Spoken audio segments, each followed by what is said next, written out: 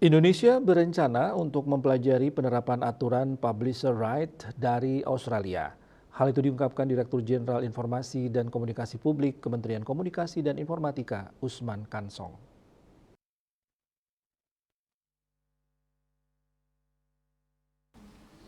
Usman mengatakan bahwa Indonesia berencana untuk belajar dari Australia yang telah terlebih dahulu menerapkan aturan serupa bernama News Media Bargaining Code.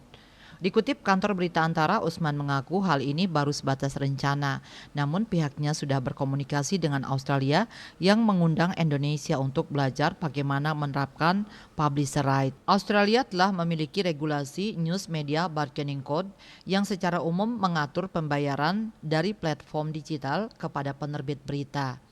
Usman mengatakan bahwa Indonesia saat ini sedang menunggu undangan resmi dari Australia untuk berkunjung ke sana dan mempelajari implementasi dari kebijakan tersebut.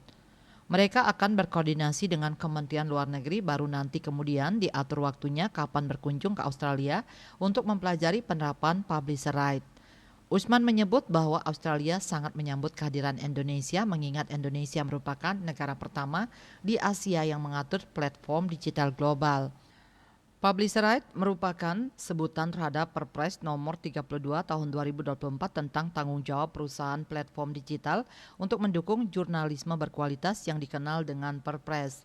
Perpres Publisher right ditetapkan dan diundangkan di Jakarta 20 Februari 2024. Perpres itu baru berlaku 6 bulan sejak diundangkan. Peraturan itu dirancang untuk mewujudkan kesetaraan antara pelaku industri media massa lokal dan perusahaan platform digital guna memastikan disrupsi digital tidak sampai menggerus industri media massa konvensional. Selain itu, regulasi tersebut juga bertujuan mendorong kerjasama kedua pihak untuk mendukung jurnalisme berkelanjutan. Perpres Publisher Right telah digagas sejak 3 tahun lalu. Pemerintah dan pemangku kepentingan terkait telah membahas peraturan yang berkaitan dengan kerjasama perusahaan media dan platform digital. Melalui Perpres ini diharapkan tersedia payung hukum yang menjadi acuan kerjasama antara perusahaan pers dan platform digital agar dapat mendukung jurnalisme berkualitas yang jauh dari konten-konten negatif. Bali Post melaporkan.